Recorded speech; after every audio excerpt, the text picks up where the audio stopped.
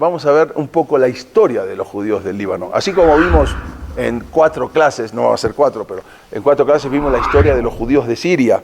La dimos en 4 clases, toda la historia, desde Abraham Avinu, desde Yoab ben Zeruyat, en la época de David Amelech, el ministro de guerra de David Amelech, hasta el último judío que salió de Siria. Bueno, vamos a ver un poco muy resumido, no en 4 clases, sino en una sola, la historia de los judíos del Líbano, que también es muy cercana a Damasco. El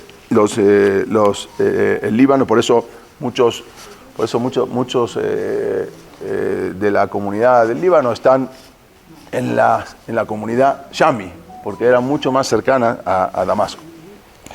La historia de la presencia de los judíos del Líbano no es moderna, ni es actual, ni nada. Es mucho más antigua.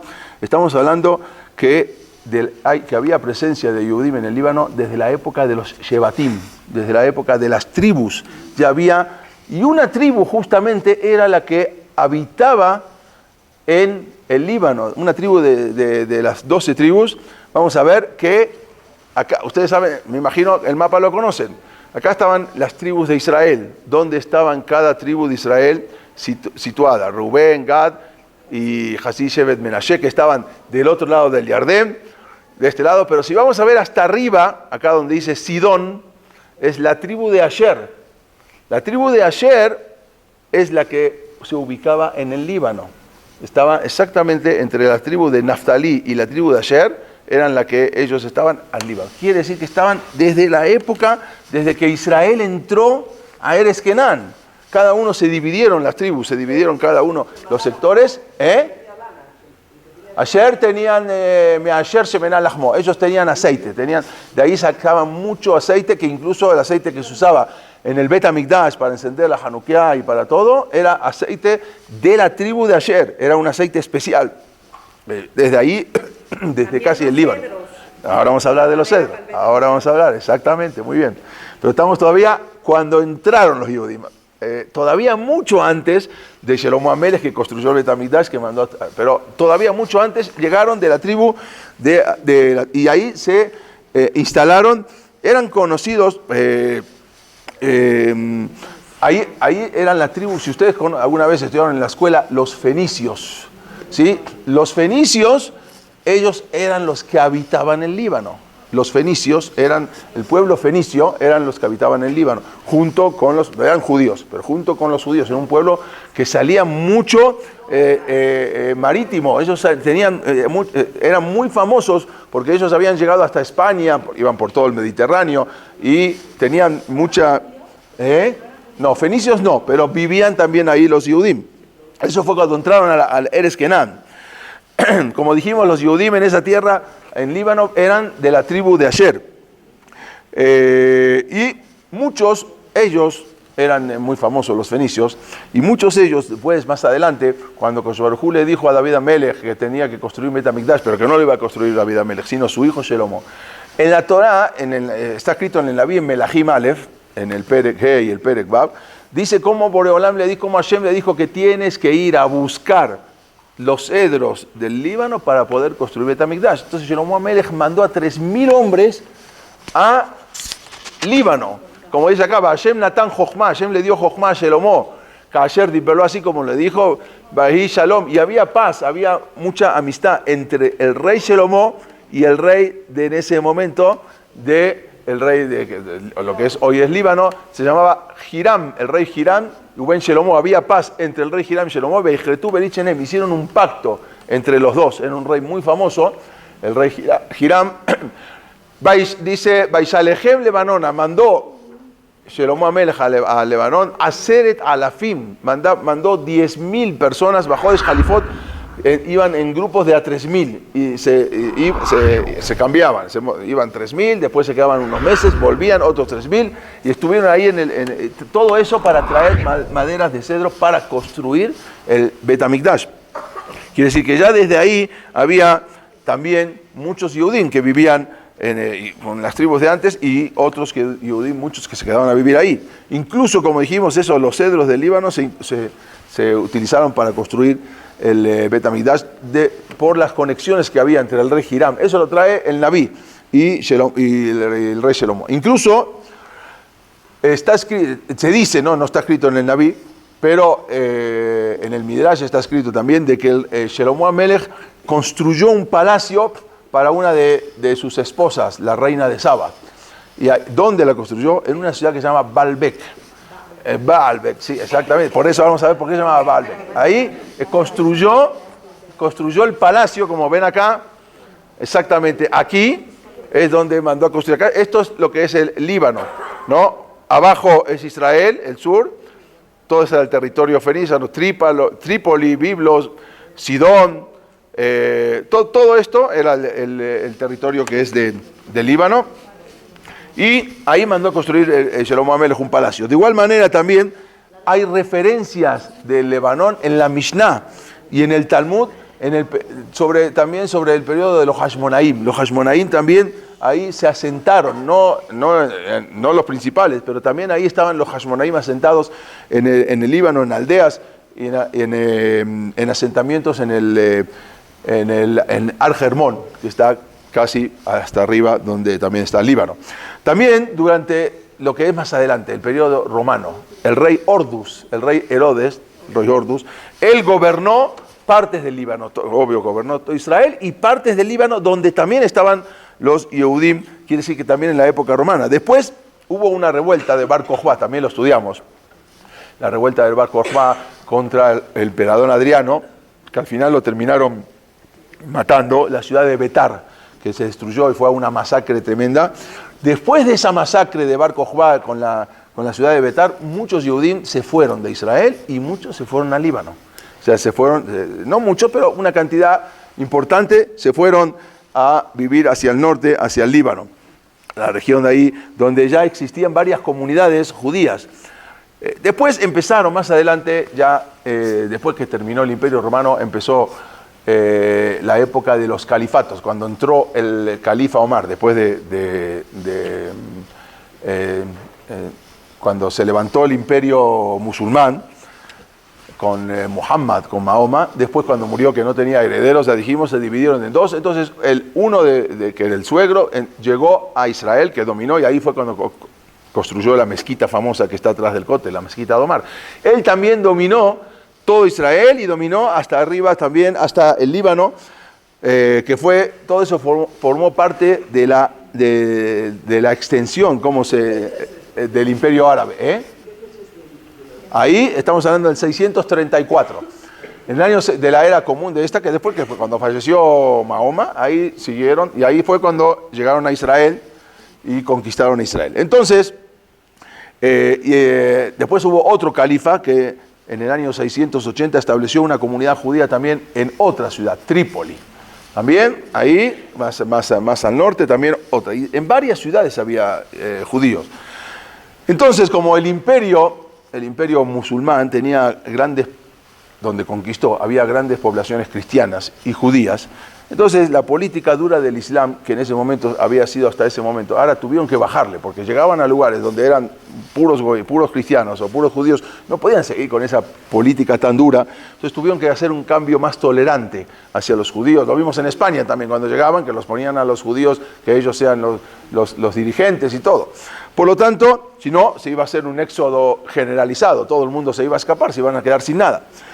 Por lo tanto, se les permitió a los judíos vivir bajo el dominio musulmán mediante un pago, la shitza se llama, es un pago de un impuesto per cápita que los judíos tenían que pagar durante muchos años, durante 1000 años, los judíos tenían que pagar un impuesto especial, no era el impuesto que pagaban normal, era por ser judío, sí te permito vivir en estos lugares, pero tienes que pagar un impuesto especial.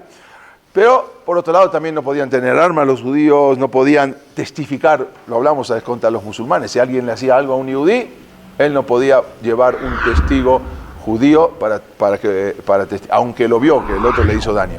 Tenía que llevar un testigo musulmán. ¿Quién musulmán testigo va a ir a testiguar a favor de él?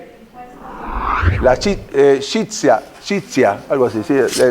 No sé pronunciarlo bien, pero bueno.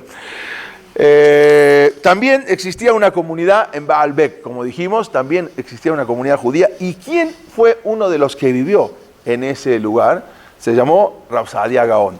En un momento Rav Saadia Gaon vivió en una época en Líbano. cuando él estaba él había nacido en Egipto, pero después se fue a Babilonia, tuvo un problema, se tuvo que salir porque ahí uno de los Geonim que no quería que él sea Gaón, ya lo habíamos hablado, se tuvo que escapar y se fue a vivir al Líbano, exactamente ahí a Baalbek, donde había comunidad. No solamente ahí había comunidad, sino también en otra comunidad había, en varias ciudades. La ciudad de Saida o Sidón, ¿no? Hoy en día se conoce como Sidón también ahí se fueron a vivir. También había una famosa yeshiva, en el año 1000, por los años 1000 había una famosa yeshiva, una academia talmúdica. Y no estaban, las comunidades del Líbano no estaban aisladas. En una genizá, la famosa genizá del Cairo, que se encontró un montón de cosas, de escritos, Ketab-Yad, escritos a mano de grandes Talmidei Jajamim, del Rambam que se escribió, también se encontraron varios escritos a mano.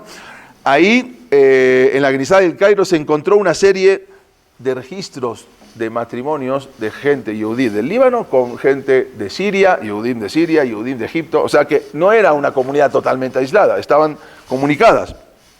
Otro de los grandes viajeros del mundo, que es un viajero judío, se llamó Binyamin de Tudela, fue muy famoso porque él registró todos sus viajes, o Benjamín de Tudela, era de España él, de la ciudad de Tudela.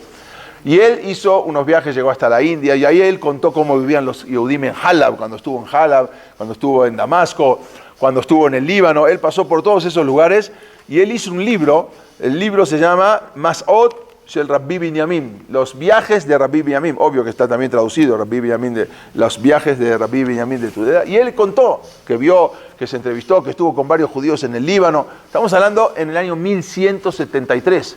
O sea, ya. Pero quiere decir que desde cuándo, nada más esto para tener idea desde cuándo vivían Yehudim ahí. Pero más adelante, también,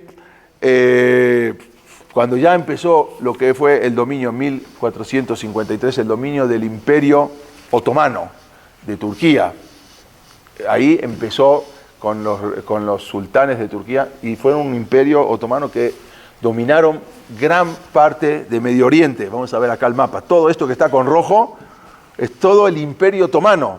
Incluía Israel, incluía Siria, incluía Líbano. Son los turcos otomanos. Es el imperio de Turquía, el imperio turcos otomanos. Acá dice, turcos otomanos. Ahí estuvimos, ¿no? Fuimos en un viaje a Turquía. Hoy en día está muy difícil, pero... Entonces el Imperio Otomano duró casi 500 años. De 1453 a 1917. Ahí fue cuando duró casi 400 años. Exactamente lo que dice el Zohar, algo impresionante. El Zohar Akadosh dice que una vez, lástima que no se los traje, pero está escrito en el Zohar de hace 2 perashiot, ahí trae el Zohar, que fue escrito por Rabbi Shimon bar Yochai hace más de 2000 años, y ahí escribió que el encargado, el malaj, el ángel encargado, y esto está escrito hace 2000 años, el encargado, porque cada país tiene un ángel representativo, fue con Dios y le dijo que nosotros también queremos tener parte en Israel. ¿Por qué los judíos tienen parte en Israel? Porque entonces Boreolam ahí Dios le contestó porque tienen Brit Milá. Entonces el ángel le dijo, y nosotros también tenemos Brit Milá. Sí, pero su Brit Milá no es completo, es incompleto. Aparte, el Brit Milá de los judíos es a los 8 días, apenas nacen. El Brit Milá de ustedes es mucho más adelante. O sea, no es algo que está cerca de uno que nació. Dice, bueno, no obstante, nosotros tenemos Brit Milá. Entonces Boreolam le dijo, y está en el Zohar, te lo voy a mostrar si Dios quiere la semana que viene, escrito hace más de 2500 años. Y dijo Boreolam, bueno, por lo tanto, como ustedes tienen Brit Milá, les voy a dar para que puedan estar y dominar sobre Israel 400 años. Así le dijo. Es algo impresionante, por el que ustedes tuvieron, pero luego se les va a acabar el Sejud.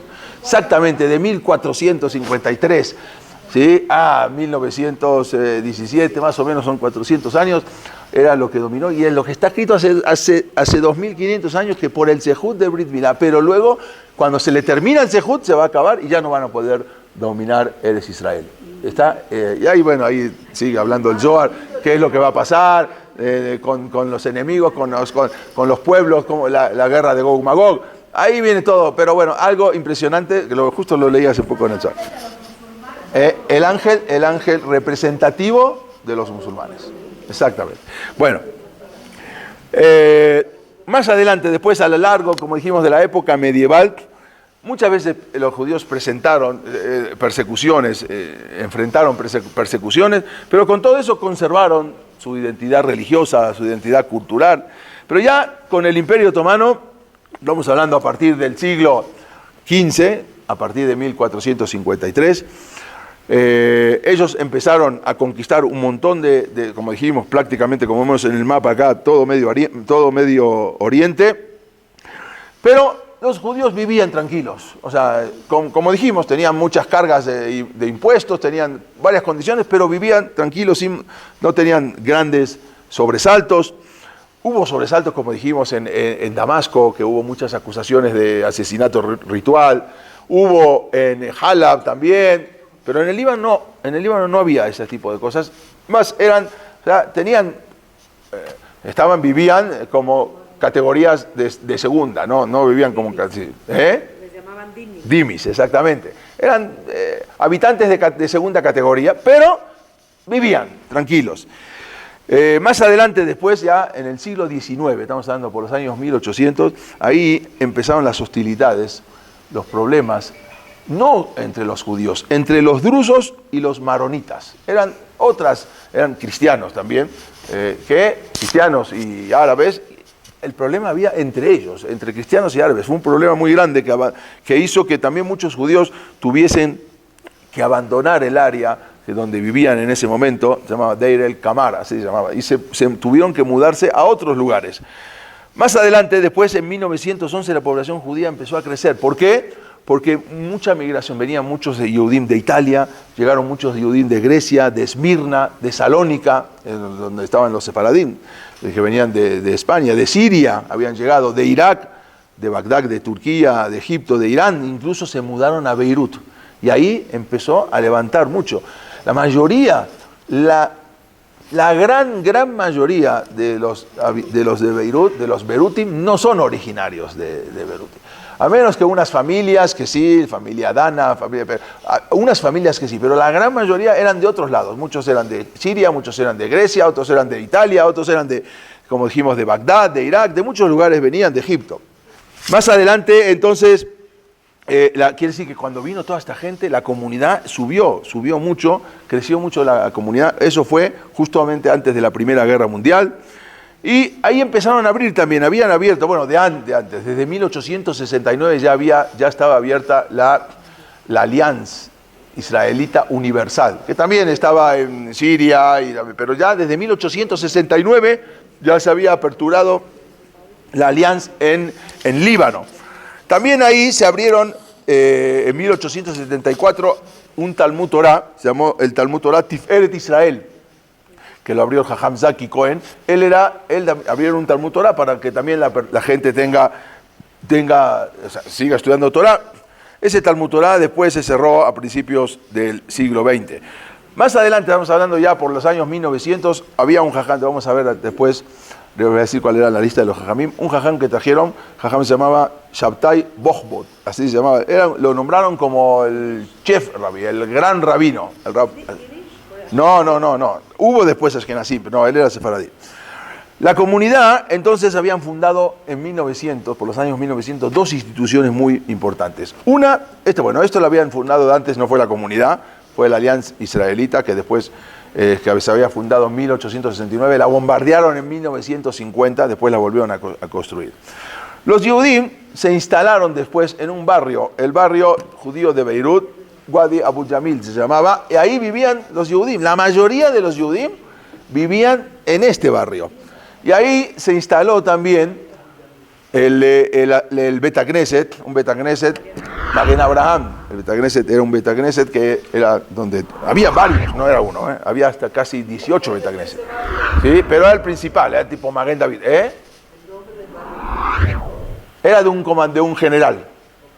No lo pusieron los judíos, era un barrio del nombre de un general. Y este es el Betacneset después ya reconstruido, porque lo arreglaron y al final después vamos a ver qué pasó. Bueno, entonces una de las cosas que fue en 1926 se construye ese famoso Betacneset, que prácticamente la Keilah era todo en este Betacneset, las bodas, los Brit Milot, todos hacían este Betacneset, y también había un Talmud Torah, también que en ese mismo año, un año después, 1927, el Betacneset de Jajam Selim Tarrab. También ahí abrieron, era un Talmud Torah, que estaba ubicado al lado, junto dentro de las instalaciones. Y ahí, en 1932, eran 250 estudiantes, y después se aumentó en 1935. Además de la sinagoga principal, había otras 10 en ese lugar. Aparte en todo Líbano, pero había otras 10 Betacneset, más chiquitos también, la sinagoga Kaal Reubén, la sinagoga española. Había también servicios como de Gesed, como de Gmach, por ejemplo, había Bikur Jolim, Ozer Dalim, Matan Baseter, así como acá, cuando refirieron Rotfesedek, le pusieron cuando vinieron. Pero la comunidad prosperó bajo el mandato francés. Algo insólito, porque en todas las comunidades bajo el mandato francés, ahí tuvieron problemas. La comunidad del Líbano fue la única comunidad de todos los sefaradim que prosperaron bajo el mandato francés. Incluso, vamos a ver más adelante, en 1948, mientras todas las comunidades, cuando se levanta el Estado de Israel, mientras todas las comunidades en Marruecos, en Turquía, en Siria, los judíos prácticamente no los echaron, pero fueron prácticamente corridos y se fueron, y se disminuyeron todas las comunidades judías. En 1948 en el Líbano subió. O sea, algo insólito. Fue la única comunidad que subió en porcentaje de judíos, en cantidad de judíos después de 1948. En comparación, había otras escuelas también, laicas, obvio. La Alliance, como dijimos, era la misión, así también. Muchos judíos, pasó algo acá en Líbano, que muchos judíos empezaron a mandar a sus hijos, los que estaban en mejor posición económica, a escuelas no judías. Así empezaron a mandar a la misión, a la escuela laica, que eran escuelas a otros tipos de escuelas, no eran judías, porque tenían más poder económico y entonces no era suficiente con lo que enseñaban, y empezaron a ir a escuelas que no eran escuelas judías. Y la Alliance, por ejemplo, era muy popular y se centraba en el francés, y se preparaban para la educación superior, pero ya no había educación superior. Entonces, cuando se salían de la Alliance, tenían que ir a otras escuelas que no eran judías. Como no había una escuela secundaria judía en Beirut, muchos estudiantes entonces asistían a escuelas cristianas o seculares, como dijimos. Los judíos más ricos, que se habían mudado a los distritos más elegantes, ya salieron de los lugares de este centro, de este lugar, entonces se fueron a lugares más elegantes. Entonces enviaron a sus hijos a escuelas misioneras francesas, de la misión, misioneras, así como se escucha, misioneras. Y después quizás tenían a la tarde un poco de Talmud Torah, que estudiaban en sus casas, o iban al Betacneset, al Talmud Torah. Eso llevó a una cierta cantidad de socialización, o sea, y hubo un pequeño número de casamientos mixtos, o cosa que no hubo en Halab y no había en el Sham y en otros lugares, pero acá sí, porque ya se socializaban con otras, con la élite y con esto estamos hablando de los judíos más ricos, y por lo tanto sus hijos los mandaban a otras escuelas, y hubo un pequeño casamiento mixto, principalmente entre judíos y cristianos. Y también había entre judíos y musulmanes, pero mucho menos.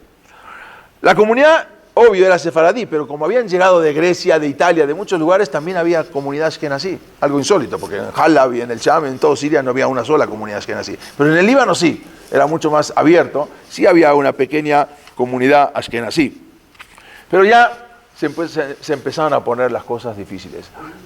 Cuando en 1945, 14 Yehudim fueron asesinados en diferentes disturbios antijudíos en Trípoli. Sin embargo, después de 1948, la seguridad ya se había dijimos que creció la población judía, porque ya se había levantado el Estado de Israel.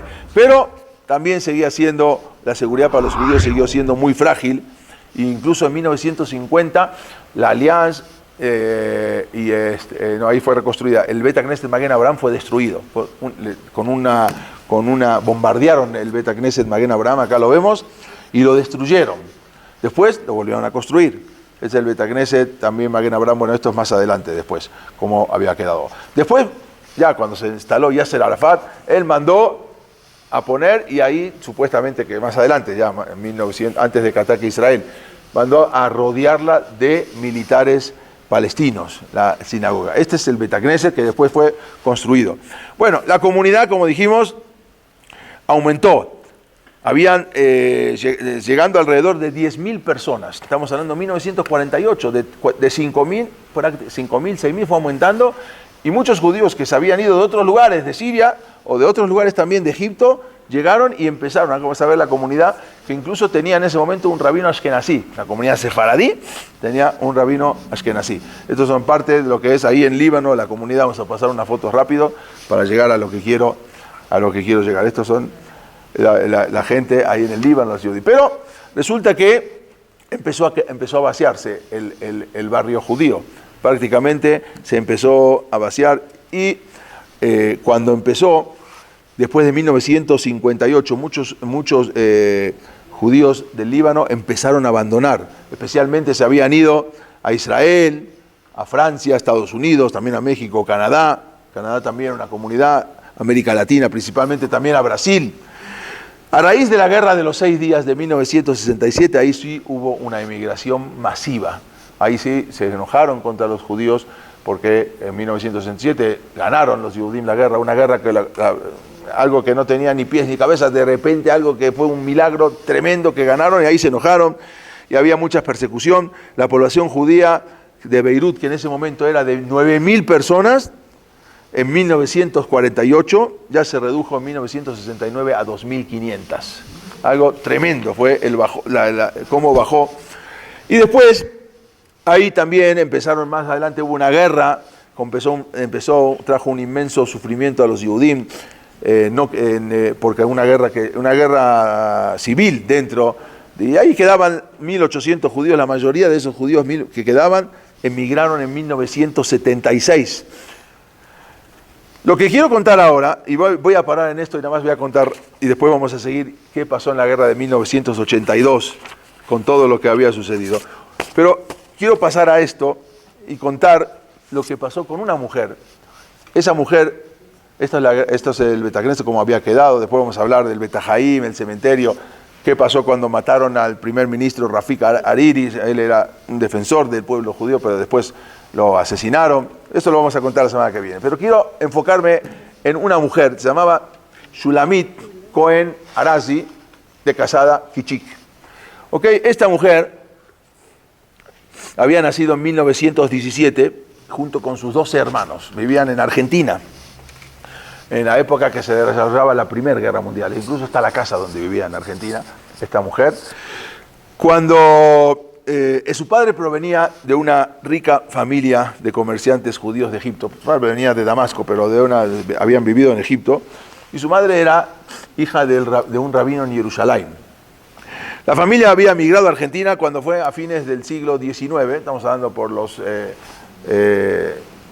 principios de los años 1900. Se dedicaron al comercio textil allá en Argentina.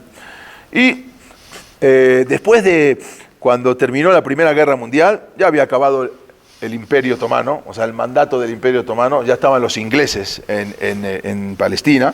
Entonces, la familia decidió dejar Argentina para regresar a Jerusalén, donde vivía el papá de la mamá.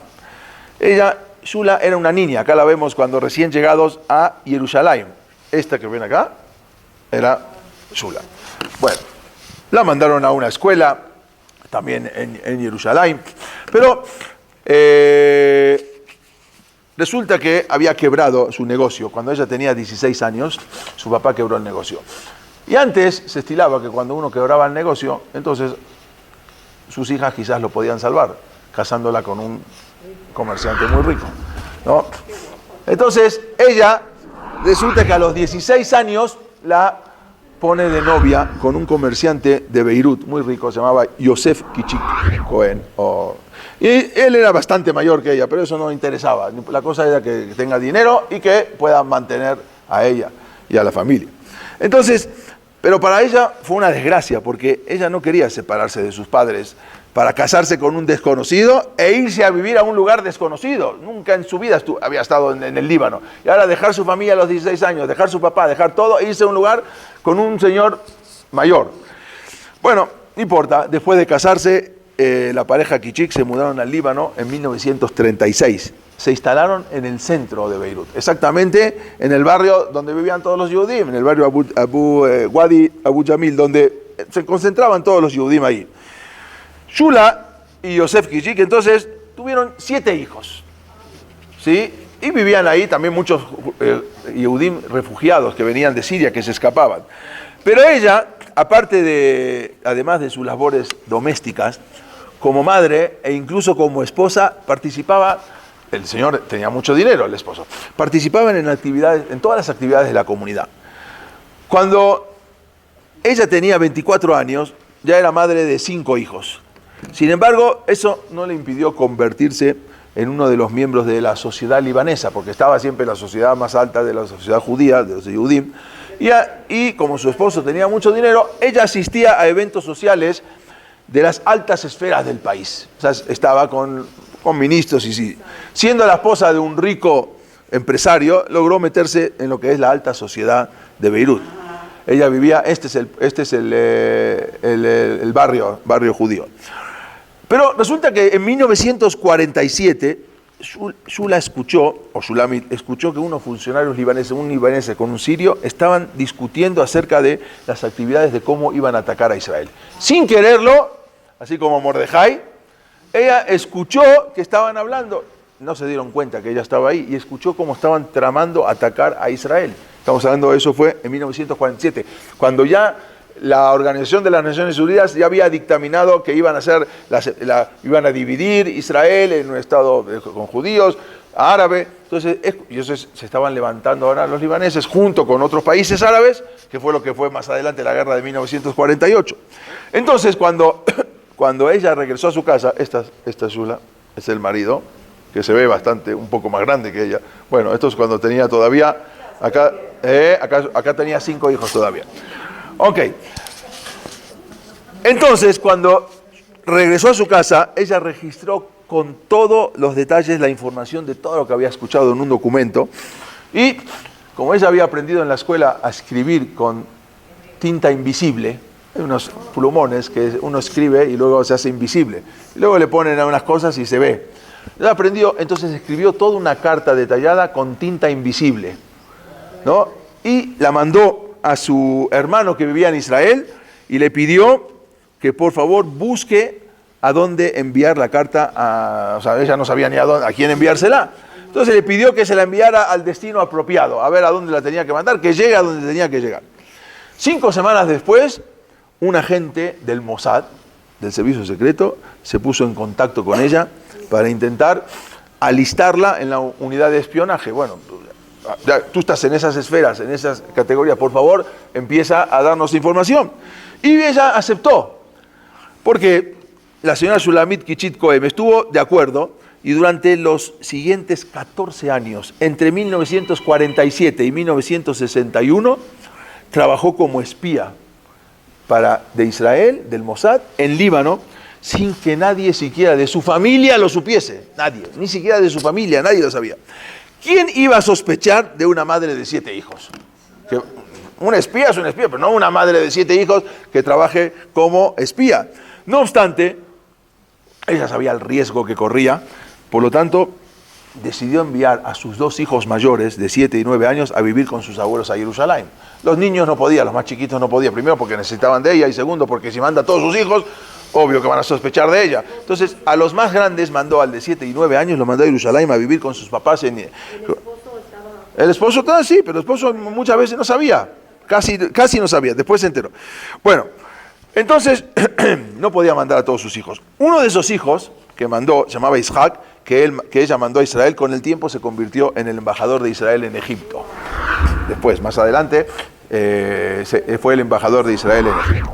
Bueno, Shulamit fue una increíble fuente de información para los servicios de inteligencia de Israel. Su trabajo consistía en recopilar información de inteligencia sobre todas las actividades militares que tenían. los árabes. Para lograrlo se convirtió entonces en un miembro de la alta sociedad libanesa. Tenía que hacerlo, tenía que estar hasta arriba para poder sacar toda la información. Ella se volvió tan querida por los altos funcionarios del gobierno del Líbano, que era bienvenida en todos los hogares, todos los gobiernos, la recibían, la querían. Incluso el primer ministro libanés en ese momento, Riyad el Sol se llamaba, él la consideraba como una de sus propias hijas. Él decía, esta es como mi hija. Pero sabiendo que es judía. Sí, claro que sabían que era judía de la alta sociedad. ¿Eh? Era una ama de casa de la alta sociedad, pero era una ama de casa con 7 hijos. La otra actividad de Shula era ayudar a pasar de contrabando las familias judías que huían de Siria. Muchas Yehudim que huían de Siria, que están en México, que me contaron, que ellos, gracias a Shula, salieron de Siria y ella los hacía pasar al Líbano. Después del Líbano, yo los mandaba a otro. Muchos se quedaban en el Ejal de Beta Knesset escondidos abajo. Uno me platicó que tuvo una semana viviendo abajo del Ejal en el Beta Knesset, porque también si los agarraban los deportaban otra vez a Siria. A lo largo de los años ella ayudó a innumerables familias a encontrar refugio en Israel. Ella se comunicaba en secreto, tenía un nombre en clave, era Perla. Entonces por eso se llamaba la Perla del Mossad. Así el nombre de clave de ella era Per. Sin embargo, ella sabía que estaba siendo observada. Ella se dio cuenta, ¿por qué? Porque resulta que se dio cuenta que los vecinos de enfrente, que los conocía perfectamente de su casa, siempre había sentado en la puerta el mismo hombre que no era vecino. Y en la casa de enfrente de los árabes, que eran muy amigos, pero siempre había un señor sentado todo el día ahí y no era un señor que pertenecía a ese barrio. Entonces se dio cuenta, la miraban, se dio cuenta, ella sabía que había delatores y estaba corriendo un riesgo muy grande, pero a pesar de sus cuidadosas precauciones, en 1952 la descubrieron. Bueno, aunque nunca se supo quién la delató o cómo llegó a saber de esa fuerza de seguridad del Líbano, cómo se dieron cuenta, pero al final ella se dio cuenta que alguien la delató sobre las actividades de esta ama de casa. Sin embargo, como ella estaba justamente en ese momento embarazada, entonces, y estaba justo cerca de la fecha de parto, en ese momento no la detuvieron, porque sabían que estaba embarazada, no iban a agarrar a una mujer embarazada, lo que le permitió dar a luz. Pero luego de 3 semanas después de dar a luz, ella la agarraron, fue encarcelada durante 6 días en condiciones muy difíciles. Vamos a ver por qué. Ahora vamos a ver. Sí, exactamente. Estamos hablando de 1952, 53. Bueno, después pero la liberaron, increíblemente la liberaron y siguió con sus actividades clandestinas. Sus convicciones eran más fuertes que todos los miedos que podía tener de ser encarcelada. O sea, algo impresionante. Una mujer con 7 hijos. Lo que continuó ella con todas sus actividades completamente sola, sin ser acompañada ni siquiera por su esposo. Nada, ella completamente sola, sabía, era su convicción, tenía que salvar cuanto más Yehudim podía salvar y sacar de ahí. Los mensajes de los operadores en Israel los recibía en una farmacia en Beirut. O sea, ella iba a la farmacia, la llamaban por teléfono, antes era así, entonces tenía que ir a la farmacia y ahí la llamaba, iba y ahí le decían que fuera a recoger su medicamento que ella había encargado, mientras que en la receta ahí venían las instrucciones de cómo actuar. O sea, todo ahí, así se comunicaban con ella. Pero cuando uno de sus amigos leales le advirtió, no era judío, le advirtió a ella que las autoridades libanesas iban tras ella para arrestarla, ahora sí con pruebas, ella se fue a Roma, se mudó a Roma durante 6 meses. Sin embargo, en 1961 regresó, inmediatamente fue arrestada y ahí ya acusada de espionaje y no solamente eso, torturada. Ella contó que como un torturador le dijo, uno de los inquisidores le dijo, más adelante le dijo, si a él y Cohen lo tuvimos 3 días colgados, a ti te vamos a tener 6 días colgada. Y la colgaron, ahí dentro de la tortura, la colgaron de boca abajo durante 3 horas desnuda, mientras un doctor al lado iba tocando su pulso para si se desmayaba, para volver a reanimarla y que pueda todavía seguir colgada. Estuvo ella, contó todo. Bueno, Al marido también después lo detuvieron, lo arrestaron por encubridor y colaborador. La tortura de ella fue tremenda. Ella contó que cuando le arrancaban las uñas, sentía un dolor que apretaba tanto los dientes de la boca que le salía sangre de toda la boca por cómo había sufrido. Pero en 1967, cuando Israel gana la guerra y tuvo muchos capturados del ejército enemigo, entonces, como habían capturado ciudadanos libaneses, los utilizaron como intercambio. Y una de las cosas que pidió Israel es liberar a ella y yo te libero por varios. Cambiaron como siempre, por varios prisioneros. Por lo tanto, su marido, que ya lo habían liberado, ya se había ido a Israel a través de Chipre, la esperaba en Jerusalén con el resto de la familia, excepto su papá, que había fallecido mientras ella estaba en cautiverio. Al final la liberaron en 1967, después de la guerra, hicieron un cambio de prisioneros y ella la liberaron y se fue a Israel. Ella misma, vamos a ver más adelante, acá la vemos. Yo tengo una prima en Argentina que la fue a ver, se llama Kichik, entonces la fue a ver. ¿Qué edad tenía cuando la liberaron? Mira, nació en 1917 y la liberaron en 1967, o sea, tenía 50 años cuando la liberaron. 6 años, sí. Salió y después volvió. No, 6 años no, porque en 1961. Sí, exactamente, 5 o 6 años. Bueno, gracias a esta increíble mujer, más de 1000 Yehudim libaneses pudieron llegar a Israel en pequeñas barcas. Él los llevaba a un puerto, no el puerto famoso, sino un puerto muy discreto, y llegaban al puerto de Aco. También, en una ocasión, ella consiguió sacar a 70 niños. Los llevó en un autobús a la frontera con Israel con 70 velas de Hanukkah para despistar a la policía. Era una excursión escolar que iban a festejar Hanukkah y ahí pudo arreglarse, sacar en esa ocasión 70 niños a Israel. Después, más adelante, en el 44 aniversario de su sentencia de muerte, que era, me olvidé decirles, a ella le habían puesto sentencia de muerte. Y ahí fue cuando Israel cambió los prisioneros. Pero antes de cambiar ese cambio de prisioneros, ella ya tenía sentencia de muerte para morir ahorcada. Igual como lo habían matado a Eli Cohen. Pero al final Israel se metió y la pudo rescatar. ¿Pero en 7 años no la mataron? No, la torturaron. La torturaban, no sé. Increíble. Y ahí en 67 salió. 5 años. ¿Los 7 saben? Todos salieron. Su marido, más adelante, Yosef Kichik, que también se fue a Israel, ya era mucho más mayor que ella, falleció en 1994. Y esta mujer, increíble, mamá es una heroína, vivió en Israel hasta su muerte a los 99 años. Falleció en el año 2017.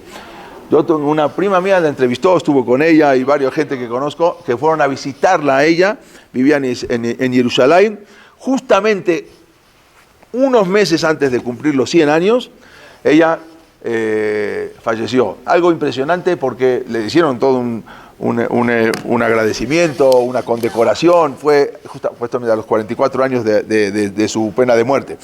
Y ella, mamá, salvó. Es una cosa que no mucha gente lo sabe, porque mucha gente conoce a Eli Cohen o otros espías, pero una mujer, madre de 7 hijos, una espía de Israel que le pasó mucha información para también ganar la guerra de los 6 días junto con Eli Cohen, gracias a toda la información, mucha información de lo que ella había pasado.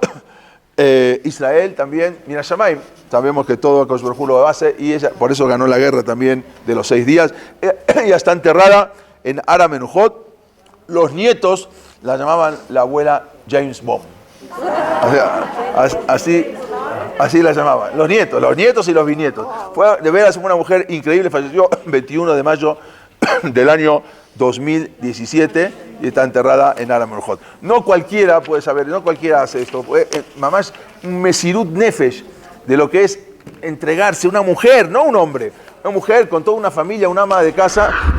Cuando a ella contó, con esto termino, que la torturaron en ese momento y le decían todo lo que le decían, ¿de qué? Sí, tú eres espía, ¿dónde está tu transmisor? ¿Qué es espía? Yo no sé ni lo que es espía, decía. Sí, tú sabes, ¿dónde está tu transmisor? ¿Cuál transmisor? ¿Y dónde están todos tus documentos? ¿Cuál documento? Yo no sé ni lo que es espía, decía.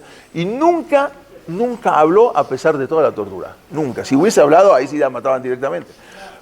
pero la tuvieron así, fueron mamás algo, gracias a ella y a otros espías también pudieron salvar y pudieron ganar también la guerra de los 6 días. Esto nada más para entender un poco cómo era la situación en el Líbano. La semana que viene vamos a ver lo que pasó con la guerra del Líbano en 1982 y cómo ya se terminó ahí con prácticamente, hoy en día ya nos quedan menos de 20 que están asimilados. De toda esa gran comunidad no quedó absolutamente nada. Pero Boreolam sabe los caminos y sabe por qué tiene que estar acá, y cuando se termina el Tikkun en este lugar, se va a otro lugar. Y si el Tikkun ahora es México, hasta que se acabe el Tikkun, vamos a ver. Pero así es, Boreolam sabe que Am Israel tiene que estar en todos los lugares hasta que venga el Mashiach pronto.